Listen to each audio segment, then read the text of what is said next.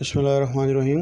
Viewers, 1 جولائی 2021 سے قومی بچت کے تمام جو کھاتے ہیں یا ان کی سکیمز میں جن کے اندر آپ سب نے اس میں انویسٹمنٹ کی ہوئی ہے یا اپنے کھاتے کھولے ہوئے ہیں، 1 جولائی 2021 سے ود ہولڈنگ ٹیکس کی جو ریٹس ہیں ان کی شرح میں تبدیلی کر دی گئی ہے۔ یہ اس سے قبل یہ جو اعلان ہے وہ فائنانس ایکٹ 2021 میں کر دیا گیا تھا۔ فائنانس ایکٹ 2021 کے تحت قومی بچت کے تمام مراکز میں موجود کھاتہ داروں کی بچتوں پر پروفٹ پر انکم ٹیکس کا ریٹ 30% تک کر دیا گیا تھا۔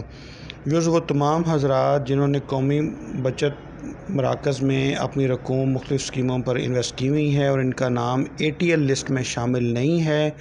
1 جولائی 2021 سے ان کی جمع شدہ رقوم پر وہ جو ان کو پروفٹ ملتا ہے، فائنانس ایکٹ 2021 کے تحت FBR نے قومی بچت کے تمام مراکز کو یہ ہدایات جاری کر دی ہیں کہ وہ جو پروفٹ کی جو رقم ہے جن کے اکاؤنٹس ہیں یا جن حضرات ان سکیمز میں لگائے ہوئے ہیں اس پہ 30% تک ان کی کٹوتی کی جائے گی۔ یاد رکھیے، اگر آپ کو پہلے ماہانہ اگر آپ کا پروفٹ ٹوٹل آپ کی بچت پر 1 لاکھ روپے بنتا ہے تو اگر آپ کا نام ATL لسٹ پہ انکلوڈ نہیں ہے، اس پہ شو نہیں ہو رہا، تو 30,000 روپے آپ کو اس 1 لاکھ کے ساتھ ود ہولڈنگ ٹیکس آپ کا کٹ جائے گا۔ قومی بچت کے تمام مراکز وہ 1 لاکھ کے ساتھ 30,000 روپے کی کٹوتی ان تمام حضرات سے کرنے کے مجاز ہوں گے، پابند ہوں گے جن کا نام ATL لسٹ میں شامل نہیں ہے۔ تو یہ ایک امپورٹنٹ ڈیولپمنٹ ہے ان تمام حضرات کے لیے جن کا نام ATL لسٹ میں شامل نہیں ہے۔ 1 جولائی 2021 سے جو ان کو پروفٹ کی رقم ان کو ملے گی اس کے اوپر ان کا 30% ود ہولڈنگ ٹیکس ان سے ڈیڈکٹ کر لیا جائے گا۔ An important change has been made to income tax rate on profit from national savings schemes through Finance Act 2021. The persons who are not appearing on ATL list, that is active taxpayer list,